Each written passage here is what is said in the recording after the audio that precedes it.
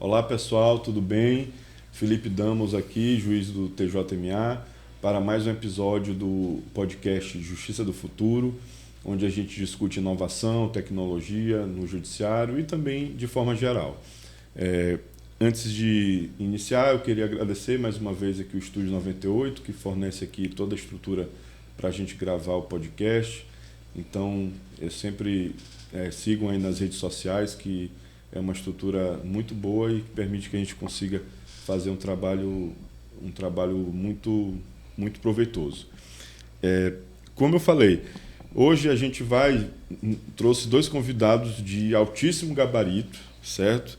Mas não são da área jurídica, né, estrito sensu, mas são da área da inovação e da tecnologia, referências aqui no estado e fora, né, referências no Brasil, a nível de Brasil também. Então, foi uma honra muito grande conseguir trazer esses dois convidados que eu vou ler aqui já e vocês vão ver quem são. Então, é uma honra muito grande trazer, e o propósito é discutir, trazer ideias também fora do judiciário, necessariamente, porque a gente enriquece muito o debate, né? A gente precisa trazer visões de todas as áreas relacionadas a esses assuntos que estão na pauta do dia, para a gente conseguir aprender, se qualificar e debater, né? Para a gente não ficar de fora, não ficar para trás nessas situações, e também entender questões de risco, questões éticas, questões técnicas, que são muito importantes para esse mundo que a gente está vivendo, porque isso não é uma realidade fora, é uma coisa que vai impactar nas nossas vidas, nos nossos trabalhos, nas nossas famílias. Então, a gente não é uma opção ficar de fora, né? Eu sempre digo isso para as pessoas. Então, a gente precisa trazer um público bem diversificado e graduado, da mais alta graduação, e é o exemplo dos nossos convidados de hoje. Então, os nossos convidados são o Antônio Roberto Serra e o Antônio Jacó Júnior. Eu vou ler aqui, antes de passar a palavra para eles, vou ler aqui vou tentar resumir o currículo, porque teria um podcast todinho só para ler o currículo deles, mas... Então, o Antônio Roberto Serra, ele é graduado em Administração pela UEMA, em 98, mestre em Administração pela Universidade Federal de Santa Catarina, em 2003, doutor em Administração pela FGV, em 2012, pós-doutor pela Knowledge Media Institute da Open University, Reino Unido, 2013 e 2014, professor adjunto da UEMA, atuando na graduação pelo curso de Administração do CCSA e na pós-graduação pelo mestrado em Educação Inclusiva em Rede da CAPES. Fundou e exerceu a coordenação geral da UEMA-NET, Núcleo de Tecnologias para a Educação da UEMA, 2005-2013. Foi pró-reitor de Planejamento de 2015 a 2018 e pró-reitor de Planejamento e Administração de 2019 e 2022 da UEMA. Desde janeiro de 2023, é o diretor executivo da agência Marandu de Inovação, Empreendedorismo e Relações Institucionais. O Antônio Jacó Júnior possui graduação em bacharelado em Ciência da Computação pela Universidade da Amazônia, em 2005, mestrado em Ciências da Computação pela Universidade Federal de Pernambuco, 2008, e doutorado em Engenharia Elétrica pela Universidade Federal do Maranhão, 2024. Atualmente é professor dos cursos de graduação e mestrado em Engenharia da Computação da Universidade Estadual UEMA e membro da Marandu, agência UEMA de Inovação e Empreendedorismo. Foi diretor de Tecnologia da Informação da Casa Civil da Governadoria do Estado do Pará entre 2008 e 2010. As principais áreas de investigação relacionam-se com a ciência da computação, ênfase em ciência de dados, inteligência computacional, processamento de linguagem natural, desenvolvimento de sistemas e aplicações. Coordenou, foi membro da equipe de execução de mais de 40 projetos de pesquisa, desenvolvimento e inovação financiados por agências de fomento como CNPq, CAPES, FAPEMA, da AD na Alemanha, ou por meio de outros parceiros como TJMA, CA, Ministério da Saúde, Ministério das Comunicações, dentre outros. Orientou mais de 100 trabalhos acadêmicos a nível de especialização e mestrado, coautor de mais de 120 publicações bibliográficas e mais de 30 produtos com registro de propriedade industrial. Ufa, é isso aí. Então, Jacó, Serra, vou chamá-los assim para facilitar. Sim. Muito obrigado por terem vindo. Nossa, para mim é um prazer inenarrável, né, ter pessoas desse gabarito aqui, né? Fico muito feliz mesmo. Então, como especialistas, modo de falar, porque são doutores, pós-doutores, né? Inovação, tecnologia, então tem tudo a ver com esses temas. E eu vou ficar mais de camarote aqui, porque eu sei que vocês têm muito a contribuir com a gente. Então, queiram, né, fazer suas considerações iniciais e a gente vai bater esse papo. Muito obrigado mesmo. Pode começar pelo Serra, pode ser? Pode ser, então. Pronto, vamos lá. Acho que, em primeiro lugar, muito prazer, Felipe. Nós não nos conhecemos pessoalmente, né?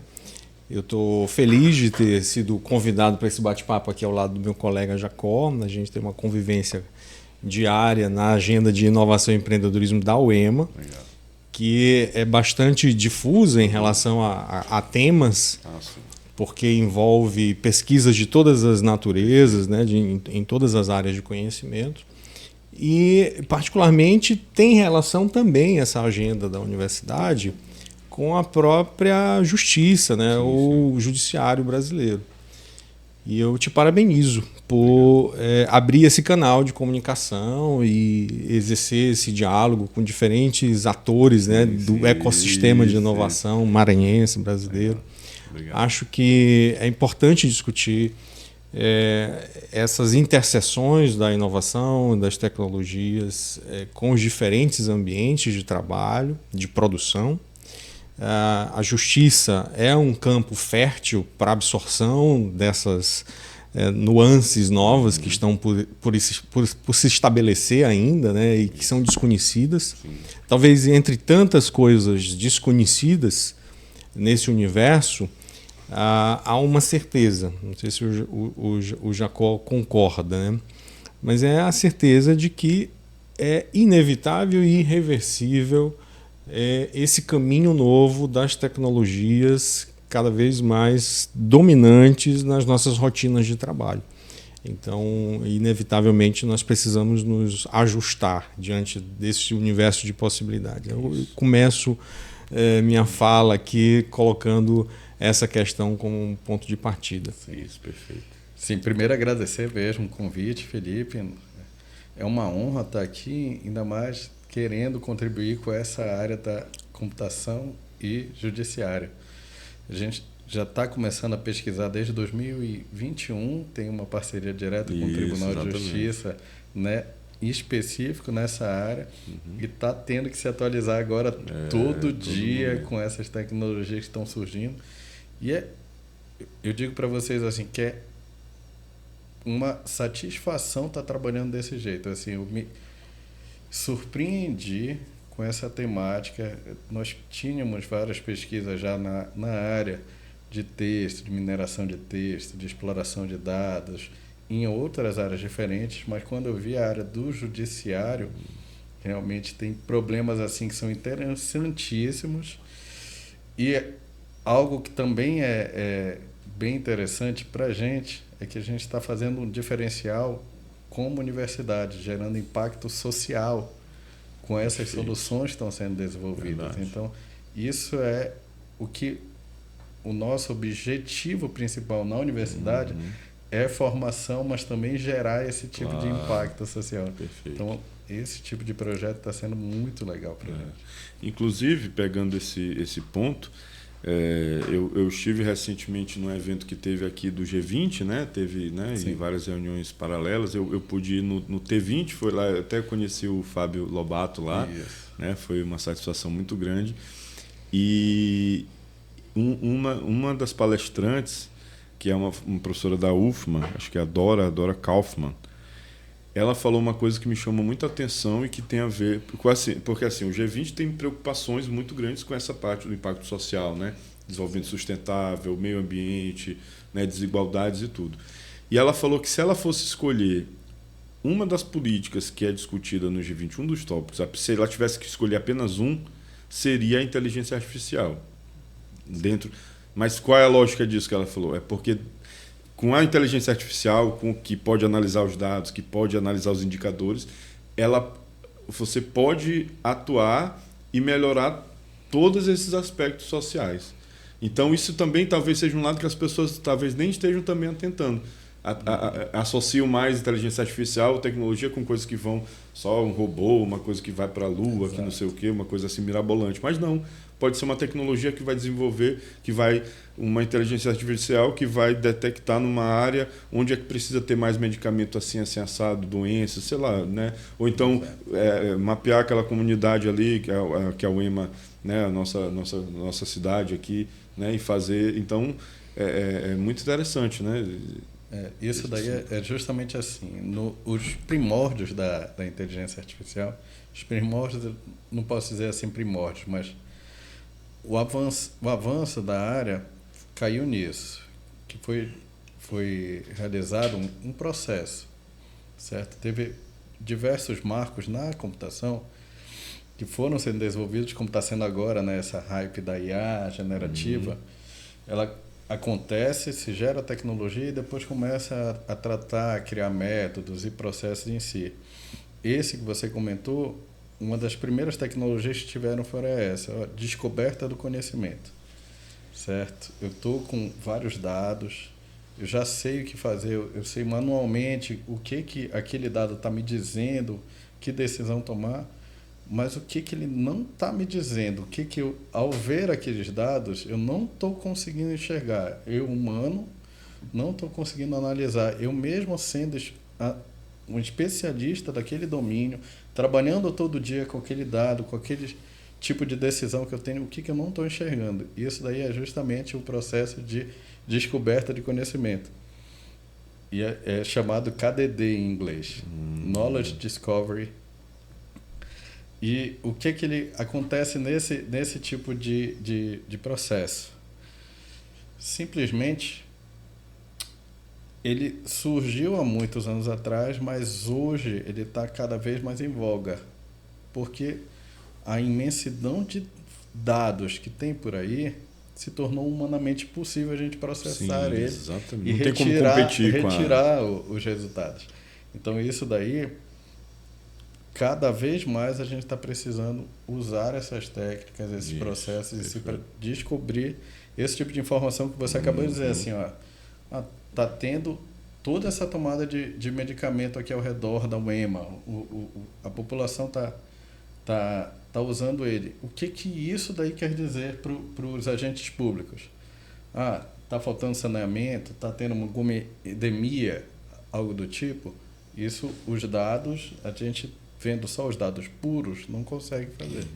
Eu acrescentaria que, no caso particular da ciência da computação, que tem, por natureza, uma capacidade de processamento de dados, né, incrível, ela é útil a todas as outras áreas de conhecimento. Então, se o papel da universidade, por exemplo, da academia de modo geral, né, não apenas da UEMA ou da UFMA, mas num sentido amplo, é o de promover ciência para a vida, e essa ação, né, de promoção precisa ser relacionada a ações que sejam economicamente sustentáveis e ambientalmente responsáveis. A gente precisa muito do processamento em alta velocidade, porque eu acho que essa é a grande vantagem também, né? Não apenas o processamento, mas o processamento com rápida resposta. A gente consegue identificar pontos de vulnerabilidade, a gente consegue identificar posições que exigem respostas imediatas, e aí podem ser desenvolvidas políticas públicas em torno exatamente dessas questões vulneráveis. Se a academia, né, não consegue voltar suas forças para oferecer respostas à sociedade em relação a essas carências, a gente não cumpre nosso papel social. Então, acho que a ciência da computação, de maneira geral, as tecnologias, cumprem um papel fundamental de base para todas essas outras descobertas científicas que estão acontecendo e virão a acontecer, né? A gente não pode ter aquela ideia de que o papel da universidade é só dar um diploma na mão da pessoa. Não, né? de maneira nenhuma. Tanto é que o nome universidade, né, é uma coisa, né, ampla. Então, agora, tratando até de uma questão mais técnica, que foi falada também do processamento e tal, eu li a respeito, mas aí eu queria saber a opinião de vocês, do Jacó principalmente, né, que é mais a área dele, se isso faz sentido ou não. Que na verdade a hype da IA generativa, ou das IAs, ou das tecnologias que a gente está vendo aí, não é tanto das tecnologias, da novidade de uma invenção da tecnologia em si, mas da capacidade de processamento que está sendo gerada pelos tipo a Nvidia, que consegue produzir o hardware mais avançado, é uma coisa que consegue então que o diferencial hoje maior que conseguiu essa acessibilidade, que a gente pode estar conversando e consumindo no varejo, essa expressão que eu gosto usou aqui, que agora eu estou usando bastante, que é isso, a IA no varejo, que nunca teve tanto, é menos de uma descoberta de uma nova roda da vida, mas simplesmente meios de fazer ela funcionar. O que evoluiu mais teria sido isso. Faz algum sentido, assim? Em parte? Em parte sim. É algo até que os locais de financiamento a gente teve que convencer um pouco. Isso é interessante. Que eu pegava e fazia um projeto de pesquisa e eu colocava lá dizendo, olha, eu preciso de um computador gamer para comprar. Aí um ou outro revisor, avaliador dos projetos, dizia assim, para que tu vai querer um computador gamer? Tu vai colocar os teus alunos para jogar lá no meio do laboratório, algo assim? Não. A gente precisa de um computador gamer por causa da placa de vídeo, que a gente faz um processamento paralelo muito melhor do que o processamento normal. Isso daí já tinha mesmo há vários anos. E a Nvidia é uma das principais fornecedoras disso há muito tempo.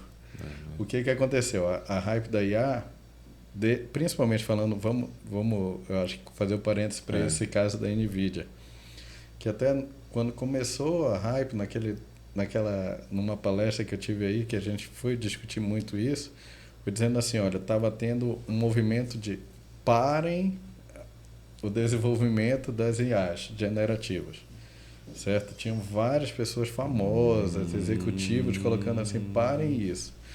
Por que eles colocaram parem isso? Porque a Nvidia é a única produtora que tem. Ela já estava no topo de produção naquele momento. Ela não conseguia atender todo mundo, mesmo se tu tivesse dinheiro, quisesse destruir uma grande empresa tua. Foi mais ou menos o que aconteceu na pandemia, a crise de abastecimento, demanda muito alta depois, mas eu quero uma milha de tijolo, mesmo meu amigo não tem mais como produzir. Não tem. Hoje a gente ainda está enfrentando isso, está tentando concorrer em editais grandes para fazer esse tipo de compra. Os fornecedores brasileiros dizem assim, olha, a gente está na fila da Nvidia, está demorando no mínimo uns 5 meses ou 6 meses para eles fornecerem para a gente 8 placas que tu queres, entendeu? Para esse tipo de processamento. Então, mas o mercado deve ter sido aberto também, e outros concorrentes outros players estão em jogo, né?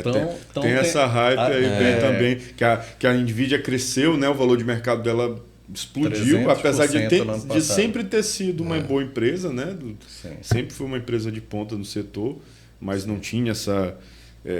aí vão vir as concorrências, mas claro, quem é líder de mercado tem uma vantagem de escala muito grande, né? Então...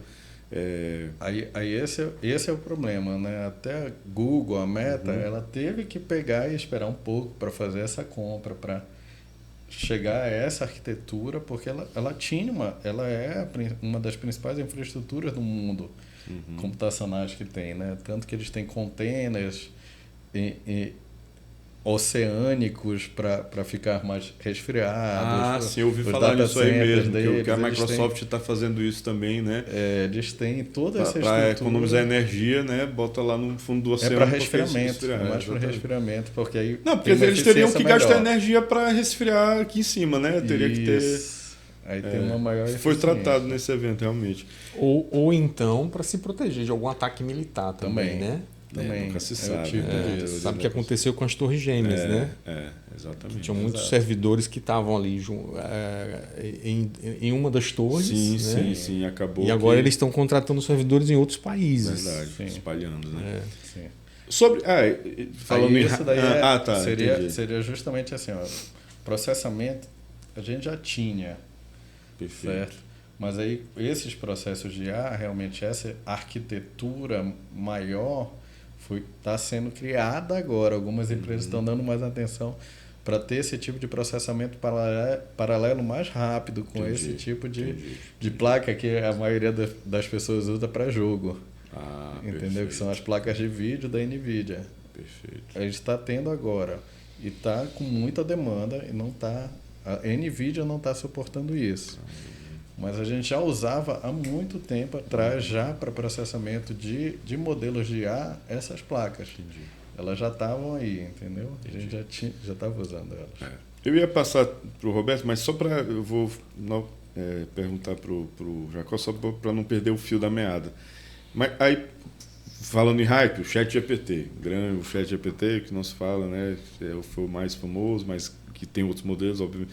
Mas assim, e aproveitando tua expertise, né, nessa área, o que então diferencia, o que foi a evolução? Claro que tu não vai conseguir explicar aqui tudo detalhadamente, mas tipo assim, do 3,5 para o 4, agora para o 4 Omni, o que tu poderia dizer que a OpenAI conseguiu fazer que deu esses saltos aí? Felipe, me permita Claro, fazer um adendo aqui para acrescentar a pergunta para o Jacó. Perfeito. Na resposta dele, eu queria saber também até que ponto o Gemini é uma ameaça para o ChatGPT. Perfeito. Vamos lá. Então, a diferença das versões está justamente nessa questão do aprendizado, certo? O 3.0 ele tinha uma quantidade de conteúdo que ele aprendeu menor que o 3.5 que o 4.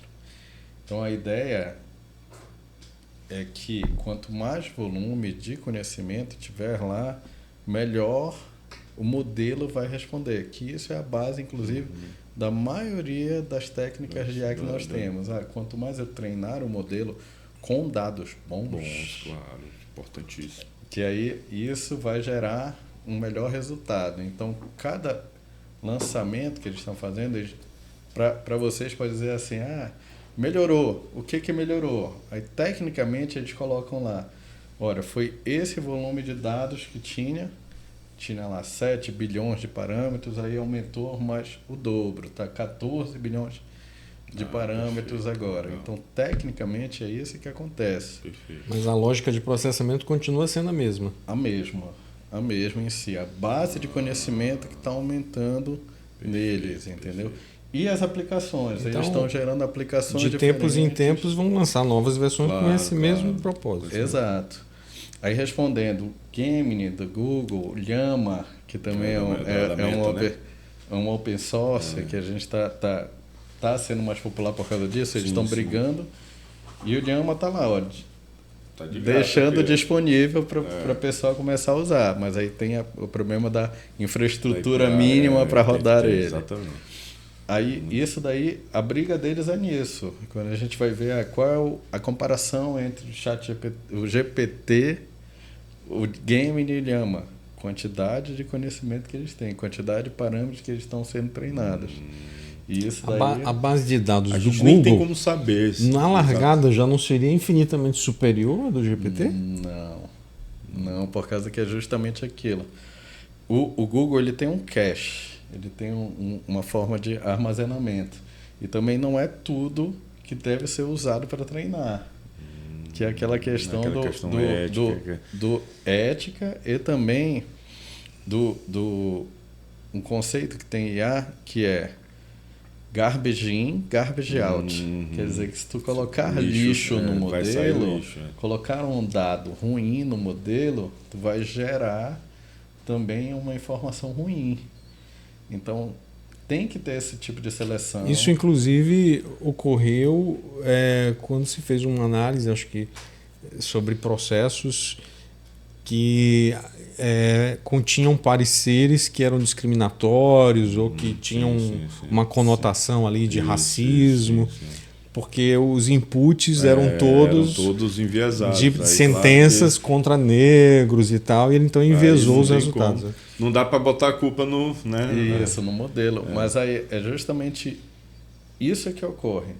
O que é que acontece? Se a gente for ver a produção de informação no mundo, ela também é centralizada. A produção que está disponível na internet, ela também é centralizada em países de desenvolvimento e desenvolvidos. Então, falando já nessa parte de ética, a África ela produz pouco informação na rede, disponível na rede. Então, se a gente não consegue obter essa informação da África, eu vou acabar tendo só informação de pessoas brancas, de países desenvolvidos ou em desenvolvimento. E, então, os povos periféricos vão continuar marginalizados. Né? Vão continuar por causa disso, porque os modelos eles não estão sendo treinados com esse tipo de informação. Verdade. Aí é uma coisa a se atentar para que os governos então as empresas tentem... Aí é uma responsabilidade, né, mais de caráter até social de incluir. Né? Inclusiva. Né? Isso, exatamente. Interessante. Exato.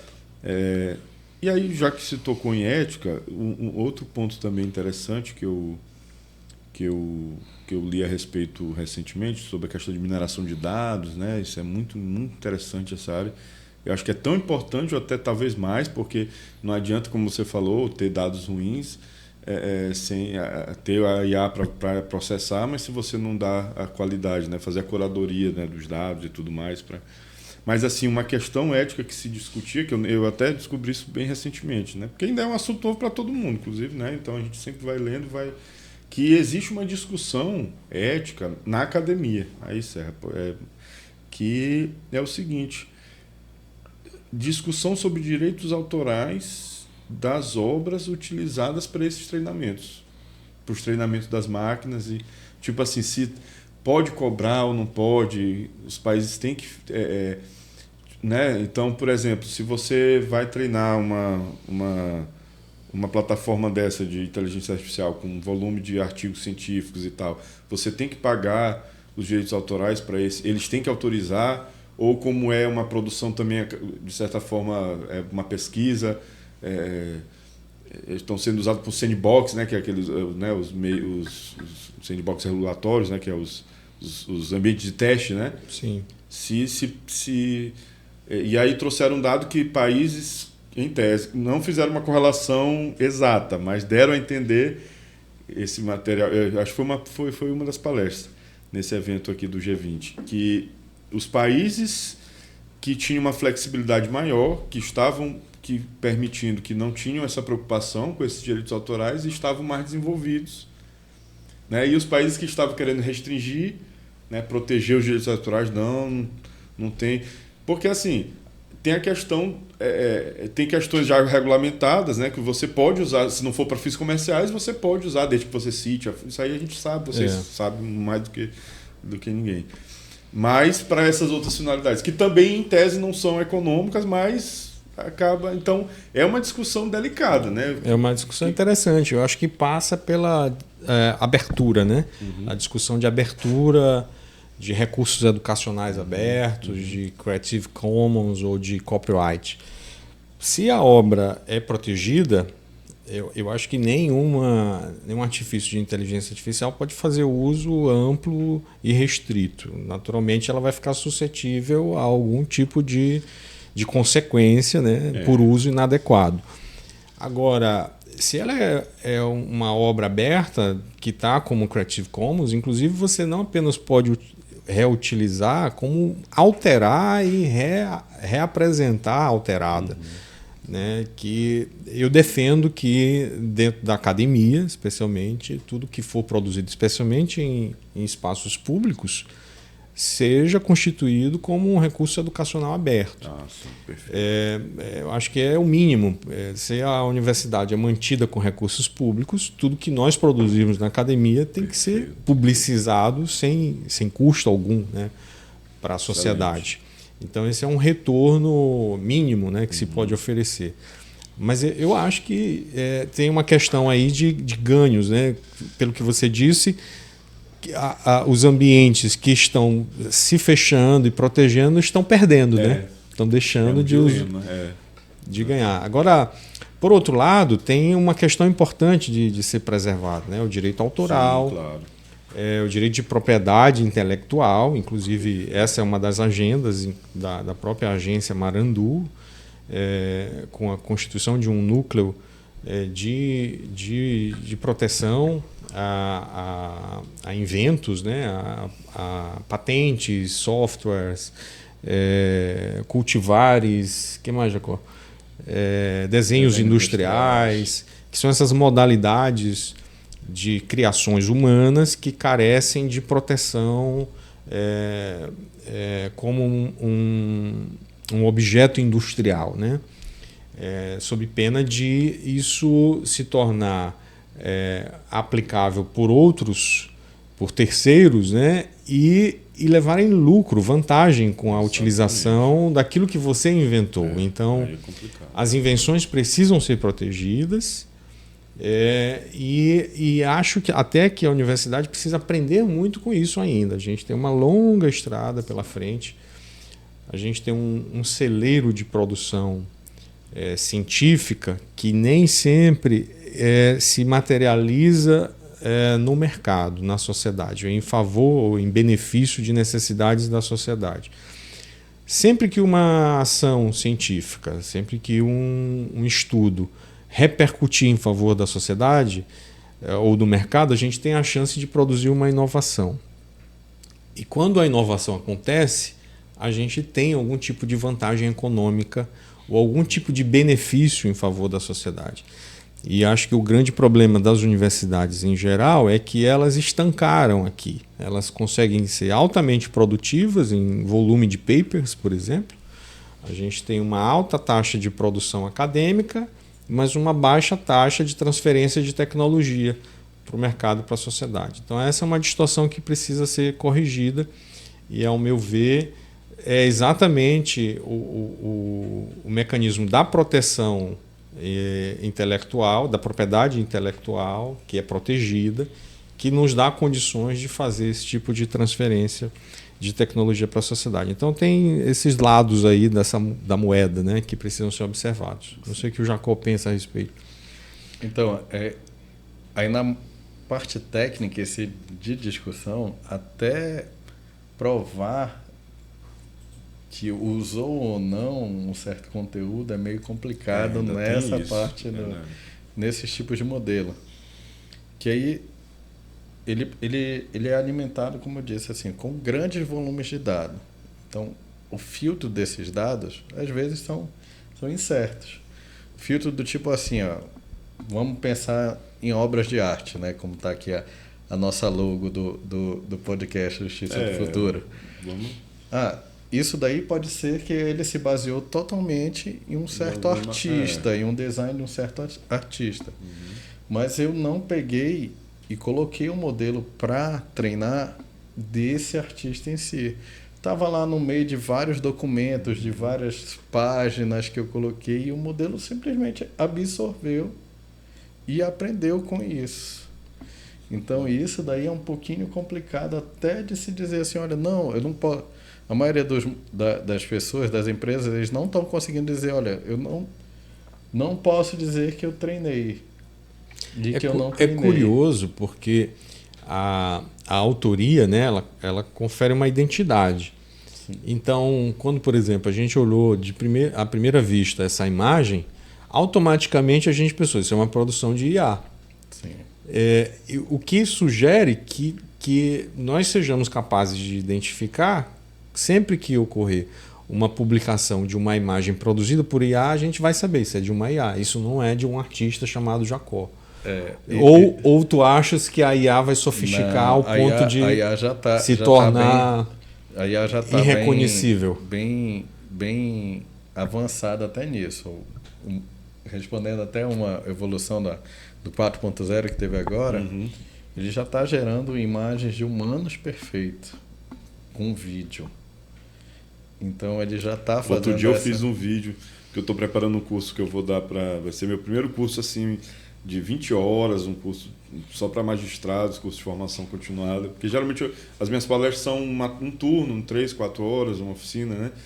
E aí eu estou, né, tentando preparar bem, né, porque vai ser um teste, né, bem pesado. E aí eu queria criar um vídeo com uma paródia e eu pedi para ele criar um vídeo. Eu fiz o prompt bacana e ele fez, impressionante. Ficou perfeito. Pessoas na praia, assim, era uma coisa impressionante. Claro que eu só vou usar para apresentar lá no... Que é justamente aquilo, essa questão de é feito ou não com IA, a gente vai ter que colocar esse label. Tu vai ter que colocar uma legislação dizendo assim, olha, obrigatório dizendo que foi autoria ou coautoria da IA. Hoje isso é facultativo, né? Por exemplo, no Instagram, você que produz uma imagem dessa e quer publicar, ele pergunta. Mas eu acho que vai chegar ao ponto que os dispositivos vão identificar automaticamente se foi ou não, ou se no todo ou em parte. Porque essa discussão está muito em voga na questão eleitoral, né, agora, né, das deepfakes e tal.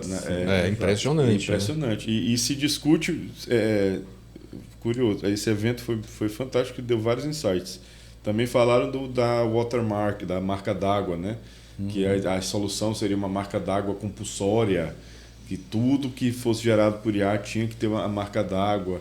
Mas assim, a gente sabe, o Jacó também pode falar disso, que tem mecanismo de retirar essas... mas aí eles falaram lá, não, mas tem que se desenvolver uma tecnologia que nunca que é insuscetível de retirada da marca d'água. É complicado. É difícil. Isso vai ser um dilema até, estou na jurisdição eleitoral atualmente, então vou fazer essas eleições lá na minha comarca. Vai ser muito complicado. E todos estão fazendo curso, mas assim, é um dilema muito grande se chegar uma representação para mim dizendo assim, olha, tá rolando um vídeo que não fui eu que gravei, dizendo que eu falei isso. Uma coisa totalmente oposta, uma coisa absurda, sei lá.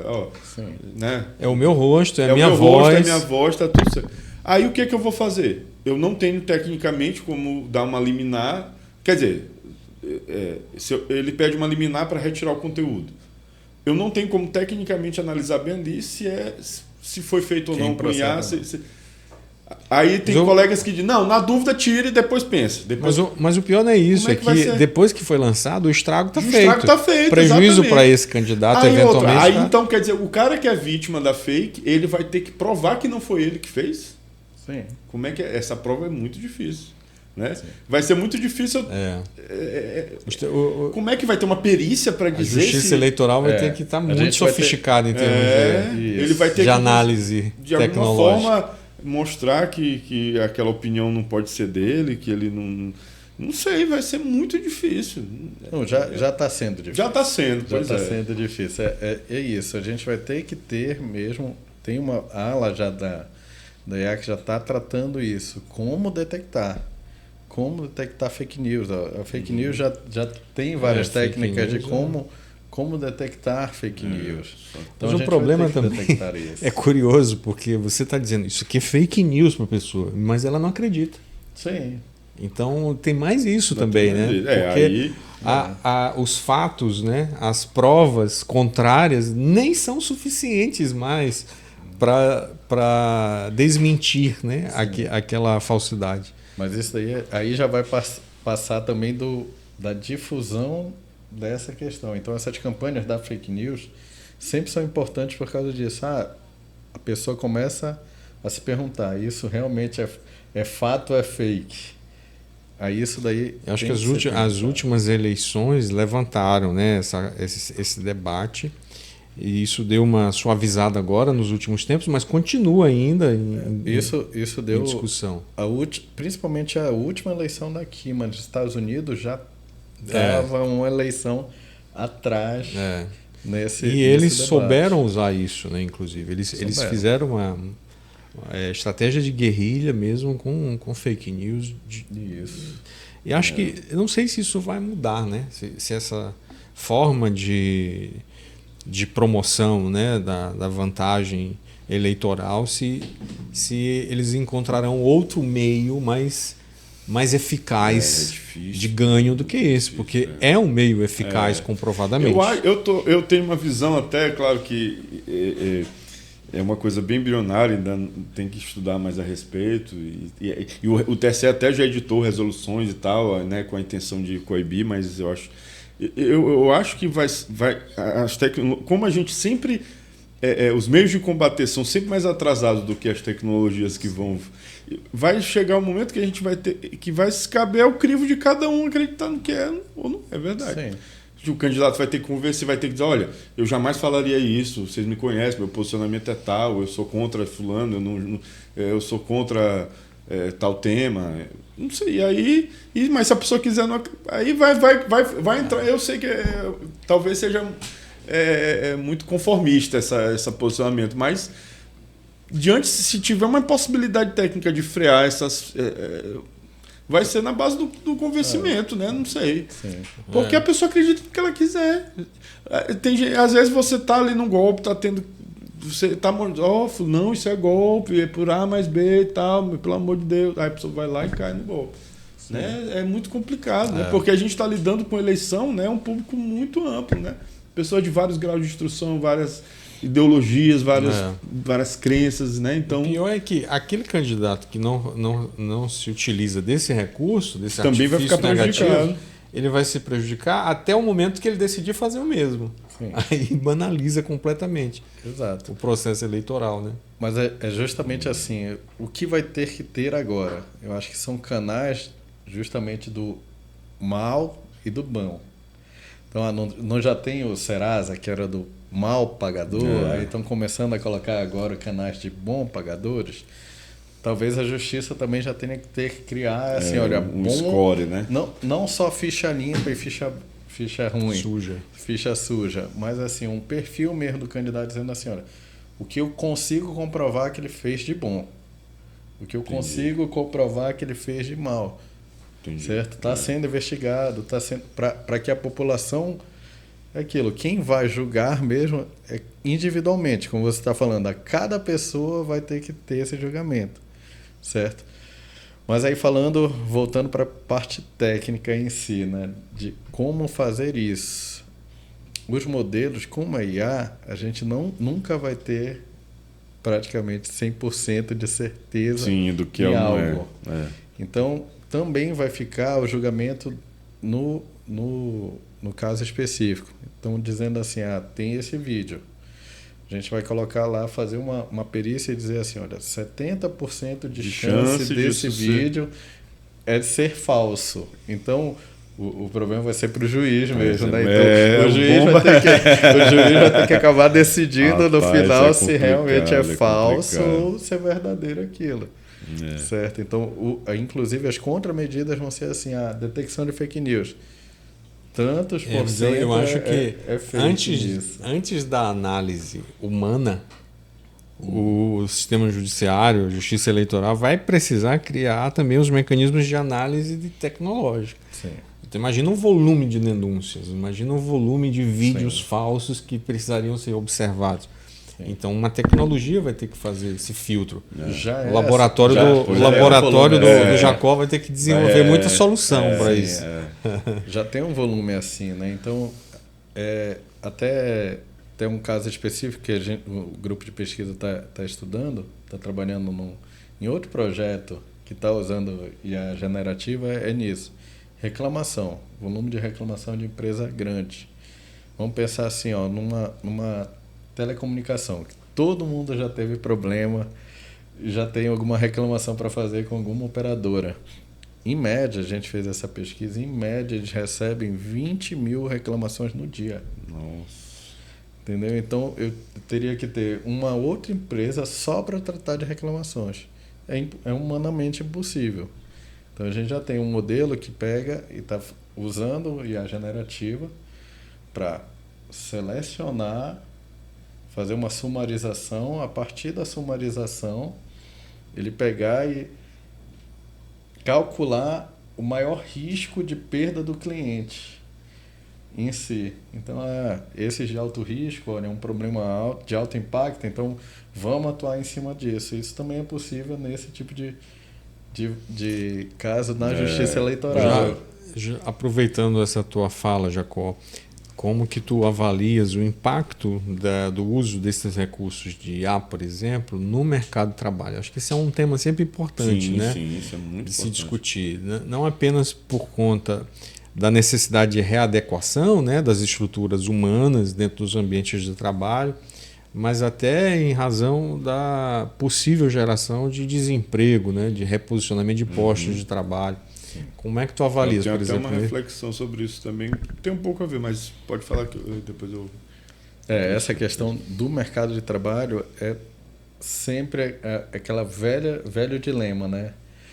Uma tecnologia nova gera ruptura na nossa maneira de agir, inclusive no trabalho. Então, as pessoas realmente têm que, como a gente está fazendo aqui nesse podcast, né, despertar a curiosidade nas pessoas, porque eles têm que se adaptar.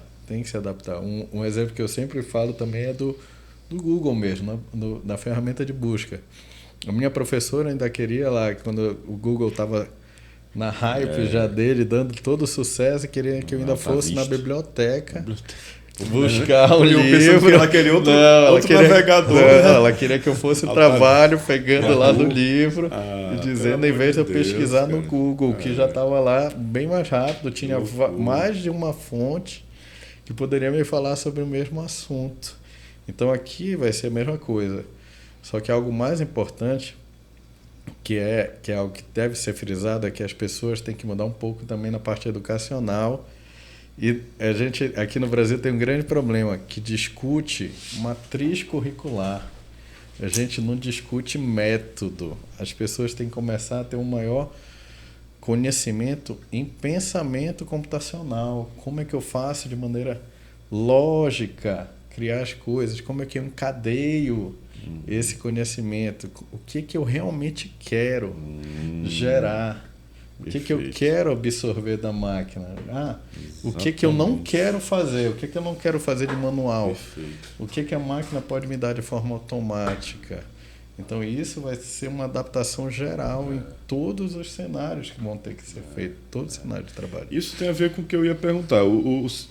Falando do NVIDIA, né, mas eu li uma declaração dele que ele falou que as pessoas não vão precisar estudar programação, mas sim vão poder usar a tecnologia sem necessariamente ter esse conhecimento, né, de programação, né, que isso na verdade você vai ter que mais focar na engenharia dos prompts, né, de saber usar e tudo mais. Então tu achas então que vai ter que ter uma mudança de paradigma dentro das formações para não necessariamente ter um curso de ciências da computação não vai ser aquela coisa necessariamente de aprender aquela coisa bem pesada, né? Ou não, ou ainda vai ter que ter isso, lógico. Eu vou deixar um pouquinho, eu acho que talvez para o Roberto falar de metodologias baseadas em problema, que ele deve ter esse conhecimento melhor, mas antes respondendo essa questão do curso de computação, creio que não, creio que ainda vai ter muita base, por exemplo, eu dou aula em computação gráfica. Computação gráfica, eu digo logo no primeira aula para meus alunos assim, olha, vocês vão ter essa geração de imagens, vocês já tem Photoshop que fazem esse processamento gráfico e tudo mais. A aula de computação gráfica nos outros cursos é isso. A pessoa vai aprender a mexer na ferramenta. Mas quem faz a ferramenta? Quem faz a ferramenta são vocês. Então vocês, eu coloco uma imagem até, uma caricaturazinha daquele desenho de casa, tu faz os pauzinhos da casa. Olha, é isso que vocês vão aprender aqui num curso de computação gráfica. Vocês vão fazer essa parte mais básica, porque tu tem que saber a programação por trás disso, a técnica por trás disso, para tu gerar isso como base e depois tu modificar esses programas que estão aí e melhorar eles. Então a base ainda vai ser uma base dura mesmo. O pessoal vai ter que trabalhar com base dura, mas claro, direcionada a resolver um problema usando uma ferramenta que pode auxiliar ele. Entendi.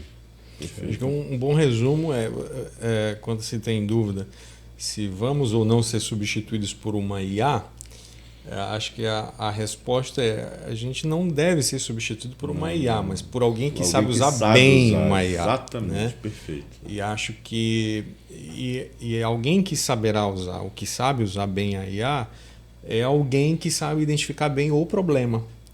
Porque as organizações, de modo geral, a sociedade, as empresas, todo esse ambiente de necessidades humanas tem a ver com problemas pontuais. Então, se uma pessoa tem algum problema de saúde, ela vai lá e faz um diagnóstico daquele problema e a partir daí se tem um prognóstico de como ela vai ser tratada. As empresas, as organizações, universidades de maneira geral, ou os desenvolvimentos necessários dentro das organizações, todos eles têm em comum esse fato de que existem problemas para serem resolvidos. Então, nós não somos, de maneira geral, acostumados a lidar com problemas. A gente quer soluções instantâneas, práticas. A gente não quer aprofundar e olhar aquela questão de todos os ângulos. Então, isso é muito desafiador. E acho que é possível, né, sem querer fazer nenhuma predição aqui, mas é possível que seja muito distintivo entre os profissionais aqueles que conseguem lidar com os problemas a partir dessa profundidade, né? De ser capaz de identificar o problema e projetar soluções possíveis e modelar essas soluções possíveis até que elas sejam testadas e aplicadas. Né? Então, esse é um caminho possível. É verdade. Sobre essa questão dos empregos, eu acho também que vai caber ao Estado também ficar de olho nisso para ter que cuidar dessas pessoas, né? Essa adaptação não vai ser instantânea. Mas toda tecnologia trouxe isso, né? Toda tecnologia trouxe uma readaptação e as pessoas perderam. A gente vê coisas até simples, sei lá, um cobrador de ônibus. Hoje não existe mais cobrador de ônibus, um cartãozinho que você passa ali, né? E o que aconteceu com esses cobradores, né? Ascensorista de elevador. Eu estou falando aqui, mas assim, aí tem um dever social que precisa ser observado, né?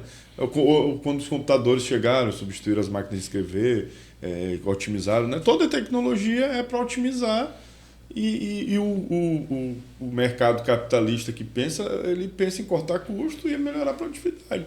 Essa é a realidade que a gente, quer queira ou quer não, né? O que a gente vive, né? Então, realmente não tem como, a gente não vai ter que dizer que vai ter que parar, não vamos progredir porque vai ter esse problema, mas vai ter esse problema e a gente tem que cuidar dessas pessoas, claro que, né, a gente não pode simplesmente deixar Especificamente em relação ao Poder Judiciário, que carece de análises processuais, né, claro, possui um volume enorme de processos que precisam ser analisados.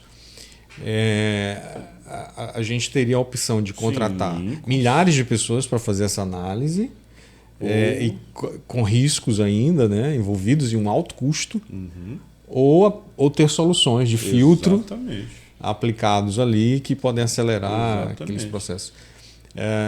Sem prejuízo a outras oportunidades que eventualmente as pessoas podem ter no mercado, né? Isso é irreversível, não tem como não ser. Eu falo isso que eu sei que eu mesmo posso. Um dia pode ser que sejam necessários menos juízes, menos servidores.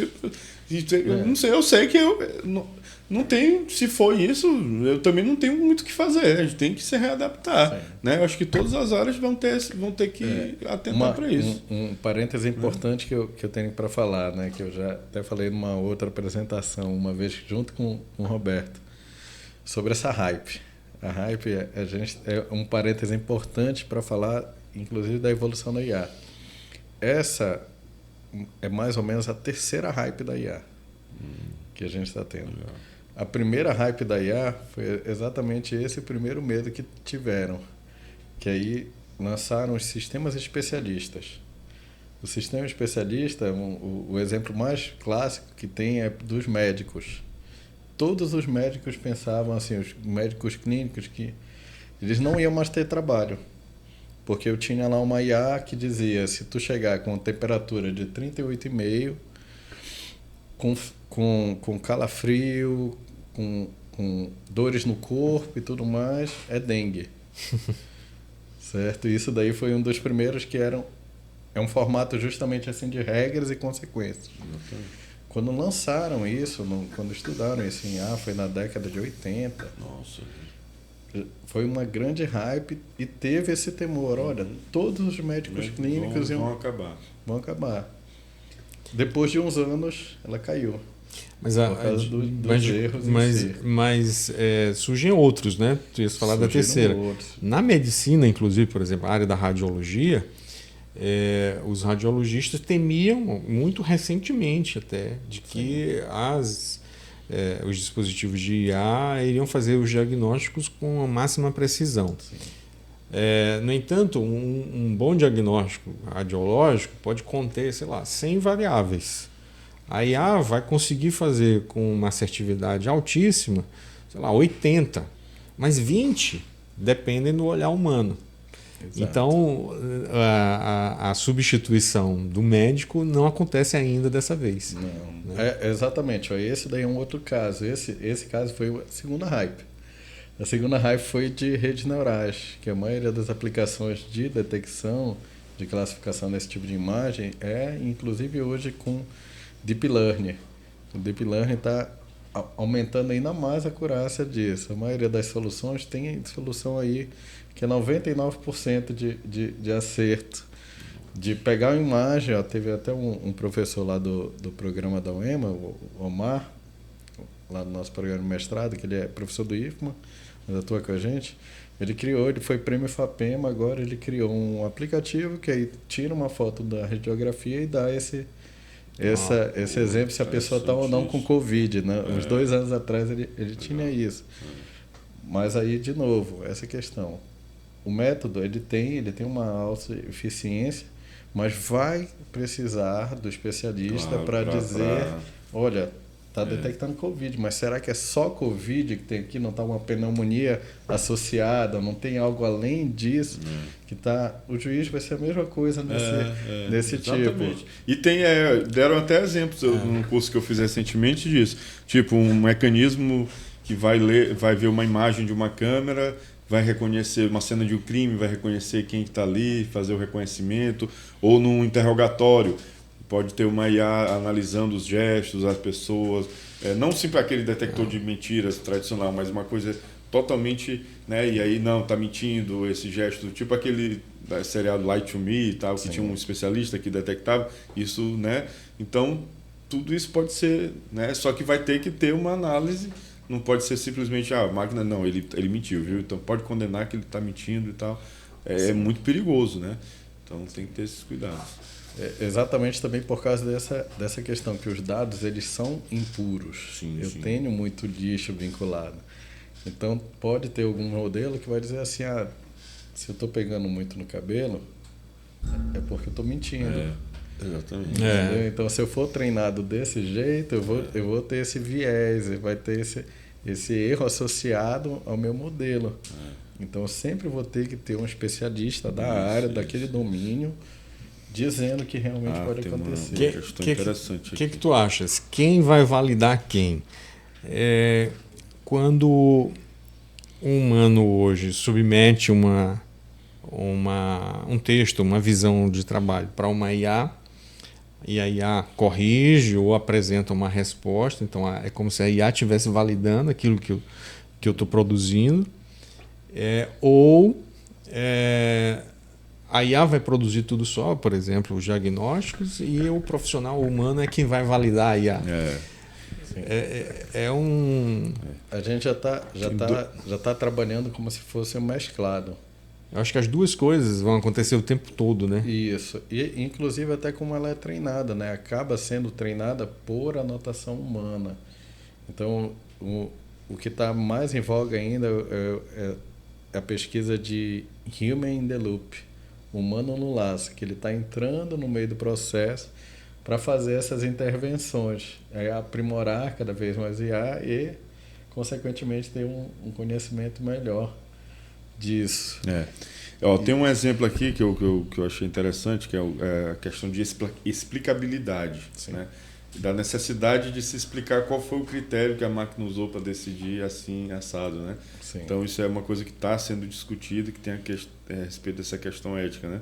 Então o exemplo tem até esse Ray Blackman, que é autor do livro Ethical Machines, né? E aí um exemplo que deu foi esse, tipo um robô que no banco, o banco usa um robô, um algoritmo para calcular se a pessoa tem um crédito bom ou não. Né? E se chegou a um nível que 3,74, acima disso concede o crédito, abaixo disso indefere. Mas se aí o robô calcula, deu 3,75. E aí já tem lei. Por quê? E aí já tem até leis nos Estados Unidos, parece que obriga que se a empresa está usando uma inteligência artificial para fazer isso, ela tem que ter direito até a um recurso. Tipo assim, a pessoa que foi negativada, que foi negada esse crédito, ela tem direito à explicação, a saber, ou recorrer, não sei como é que... então, toda uma regulação sobre isso, né? Então, porque a concessão de crédito, ela, durante muito tempo, ela foi baseada nas relações pessoais, sim, né? Isso, no fator da pessoalidade. Do cafezinho, do gerente, do olho no olho. E aí você impessoaliza a relação comercial. E o humano coloca os inputs, coloca os critérios, e a máquina, mas é uma questão muito interessante, né? Sim. Eu estava pensando aqui, estava lembrando, no início do ChatGPT, ocorriam muito aquelas alucinações. Isso ainda é comum? Sim. Ou não? Sim, ainda é. Ainda é, né? Ainda é, mas aí eles estão gerando... pouco, né? Por causa que eles estão colocando travas. Eles estão já colocando justamente algumas travas, dizendo assim... Ó, quando você força a barra, ele já não para. gera essa resposta assim, Entendi. porque senão provavelmente tu vai estar errando. Entendi. É que nem no início a gente Novamente a questão do treino, né? Não, aí já é programação mesmo. Eles já estão fazendo uns triggers, umas rotas dizendo assim, ó, não gera essa resposta, legal, porque provavelmente vai estar errada. Assim também porque o pessoal estava usando ele como um Google, né? Pois é. Essa é a questão. No ponto que eu queria... Hoje tivemos até uma discussão no almoço. Eu estava com vários colegas almoçando e até a discussão me ficou acalorada porque eu falei, olha, não usem como Google, não usem como pesquisa. Aí 2 colegas, não, eu uso sim, tá aqui, ó, pesquisei um negócio, ó, tá, eu fiz um teste lá na hora, ao vivo. Gente, mas não é Google. Ainda bem que tu tá do meu lado, eu vou dizer, vou dar esse exemplo. Porque, gente, é melhor você pesquisar a fonte e você pegar o material e com ele usar para ter um bom proveito. É um modo interpretativo que o Jorge Malmstein, que é juiz também, que usa muito tem cursos sobre o ChatGPT no direito, ele fala, o modo extrativo é esse, é o Google, usar como Google. Então, a questão da alucinação, a preocupação não com ela, é mais um uso, é a forma como você usa. Isso. Então, se você quer pedir, me traz uma jurisprudência do STF sobre o caso tal, a chance dele alucinar é muito grande. Mas, aí, vamos supor que ele faça lá. Você não tem que checar? Tem que checar, tem que validar. E é o retrabalho. Aí, não, deixa eu checar. Tá certo, legal, acertou. Tá errado. Por que você não pode você mesmo pesquisar a jurisprudência que você quer, do assunto, a base de dados está disponível gratuitamente para todo mundo, e você, operador do direito, tem capacidade de fazer isso. Então, se eu quero fazer um trabalho, uma decisão, qualquer documento jurídico sobre liberdade de expressão, eu posso pegar um julgado do STF e aí eu levo ele para o ChatGPT e peço, resuma, dê tópicos, me dê ideias, sugestões de tal. Tá? E com isso, o potencial... Eu sempre digo, eu falo, olha, eu sou entusiasta da tecnologia, gosto de estudar, estou dando esses cursos, mas dentro desse mundo eu prego o uso conservador. Porque eu sei que a tentação é muito grande. A pessoa usar como uma muleta. A lei do menor esforço. A lei do menor esforço, porque o nosso cérebro é treinado para isso. Né? Ele naturalmente ele não quer gastar energia, ele quer. Então, mas eu falo isso, gente. E acho que esse é o grande ganho das IAs. Elas nos oferecem respostas semelhantes àquela que nós seríamos capazes de produzir. Exatamente, perfeito. Só que num tempo muito mais curto, né? Eu acho que esse é o grande ganho, é o tempo. Exatamente, o tempo. E o tempo é o recurso mais valioso para mim. Sim. Então, o que eu digo é isso. Você vai ganhar o tempo e a produtividade. Exatamente. Você é capaz, essa decisão aqui, essa minuta, esse parágrafo, você seria capaz de fazer sem dúvida nenhuma. Até coisas até mais básicas, mas você, em vez de meia hora, 1 hora, 4 horas, 10 dias, você faz E aí você tem tempo para se dedicar a atividades mais estratégicas. Claro. É isso que eu falo. Então eu bato muito nisso para as pessoas não terem essa tentação de que... Felipe, uma pergunta muito comum, eu posso baixar um processo todinho, um PDF, jogar lá e pedir a sentença? Gente, pelo amor de Deus, gente, não é assim. O pessoal aí já é... Pode, mas não deve. Pode, mas não deve. Poder, tecnicamente, pode, mas não é assim que se trabalha. Sim. Então eu passo mais tempo nessas palestras dizendo o que não fazer do que o que fazer. Porque eu sei que o nosso senso de responsabilidade tem que ser grande. Agora, é curioso, porque esse fator tempo vai ser realmente sempre o maior ganho, né? Nesses usos das IAs. Existem métricas de verificação de desempenho nas empresas, nos órgãos, por exemplo, no judiciário. Isso provavelmente vai mudar bastante daqui a algum tempo, porque os parâmetros de hoje estão considerando um esforço humano. E os parâmetros de amanhã já vão considerar o da máquina também, associados com você. Exatamente. Então essa é uma revisão inevitável que deve acontecer. É que nem no judiciário tinha também quantos processos estão digitalizados. Exatamente. Era uma métrica. Era uma métrica anterior. Infelizmente a gente já está indo para o final, já recebi o recado ali. Mas eu vou fazer só mais uma pergunta. E aí depois eu passo... Infelizmente, assim, esse tema é muito, né, instigante e daria para fazer vários palestras, vários cursos, vários podcasts. Então, infelizmente, muita coisa acaba ficando de fora, mas como flui naturalmente, né, então não dá para abordar tudo. Mas tem uma coisa que eu queria a opinião de vocês, como dois grandes acadêmicos e que, por essa razão, estão em bancas de TCC, de mestrado, de doutorado. Vocês... incentivam, não incentivam o uso do ChatGPT ou da inteligência para trabalhos acadêmicos? Ou vocês pregam um uso mais responsável? Vocês têm a opinião de que o problema é mais a ética e a própria conduta do sujeito, porque antigamente você podia simplesmente copiar da Wikipédia e dizer que era seu. Antigamente vocês... que são professores há mais tempo, não sou professor, vocês deviam ouvir falar de pessoas que pagavam outras pessoas para fazer a monografia para si. Esse mercado está comprometido. Pois agora. Exatamente, mas assim, não é diferente, só mudou o meio. Então, a culpa também não é...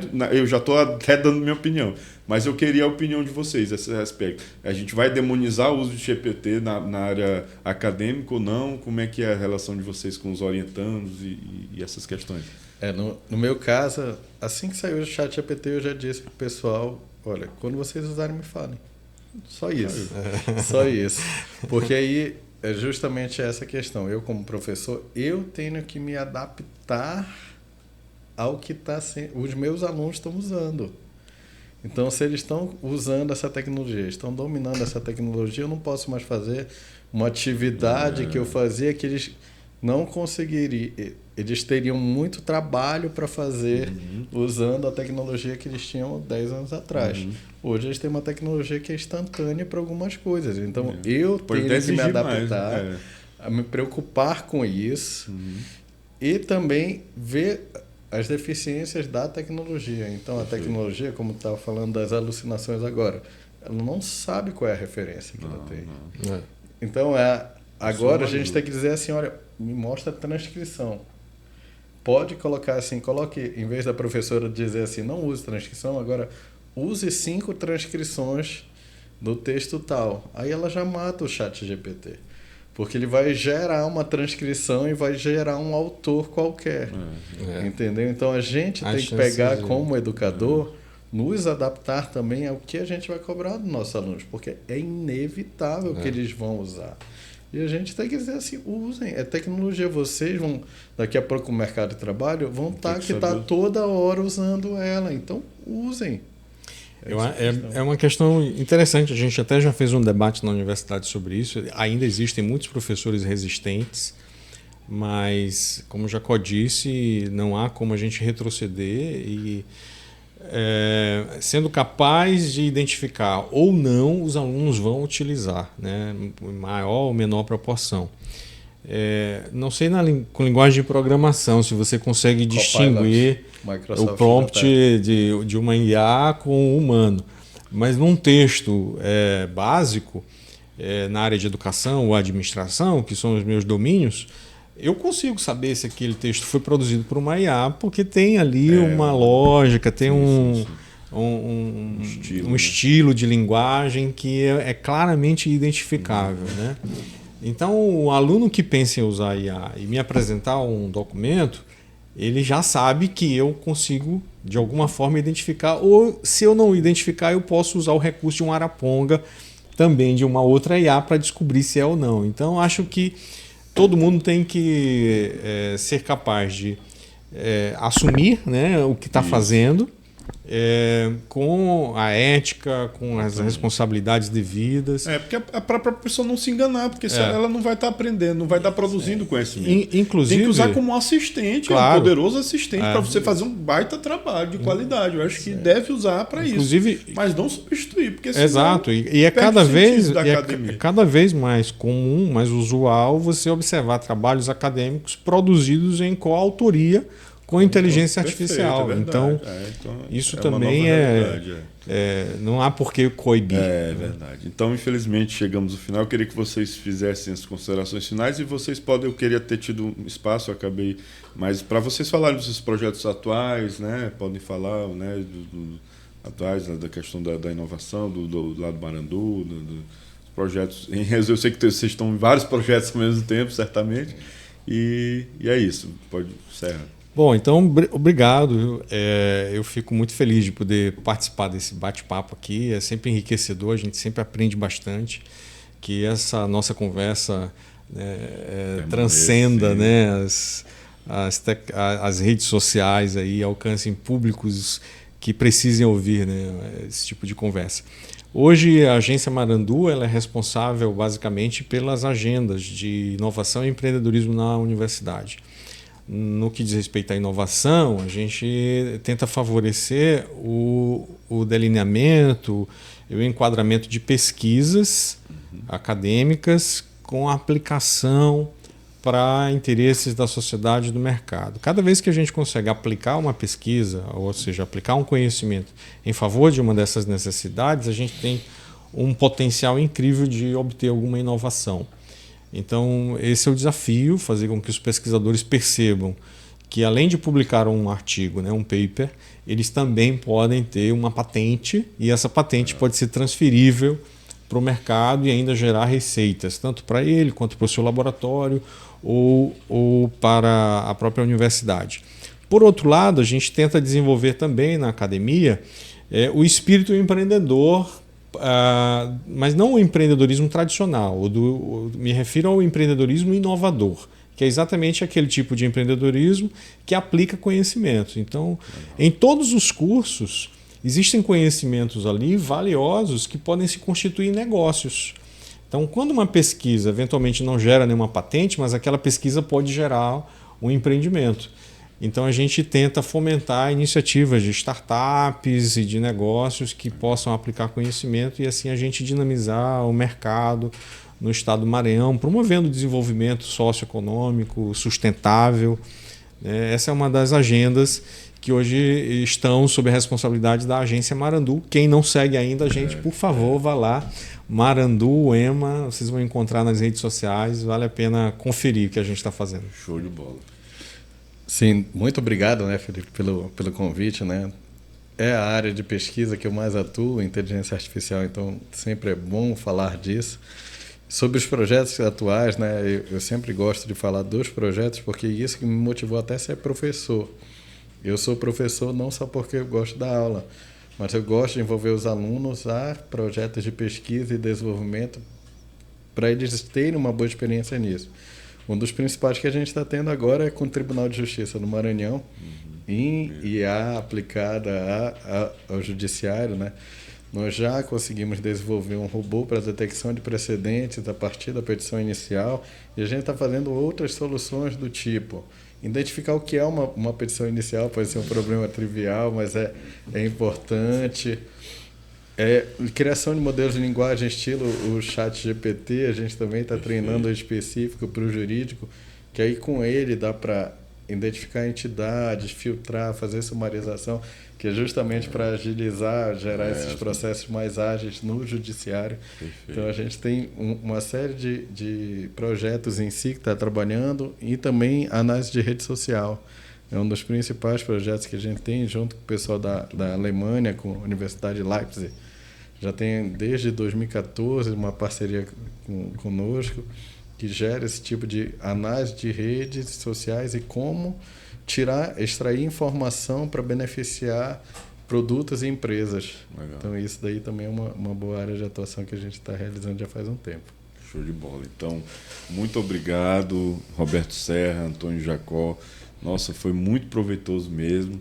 E que pena que o tempo é limitado, porque a gente poderia ficar aqui muito tempo, né, debatendo, né, em alto nível, né? Vocês contribuíram muito para o debate. Nossa, estou realmente muito feliz, é muito gratificante ter pessoas como vocês aqui, né, imbuídos desse propósito, fora a questão, né, da qualificação que vocês têm, mas mais do que isso é colocar essa qualificação em prol da sociedade, né? Isso que é muito bonito, e a gente estar imbuído desse propósito, eu acho que dá sentido às nossas vidas, às nossas atividades profissionais, para a gente não ser mero, né, executor ali, né? Então, eu acho que é muito louvável esses projetos de vocês. Então, realmente foi um episódio muito especial. Muito obrigado mesmo.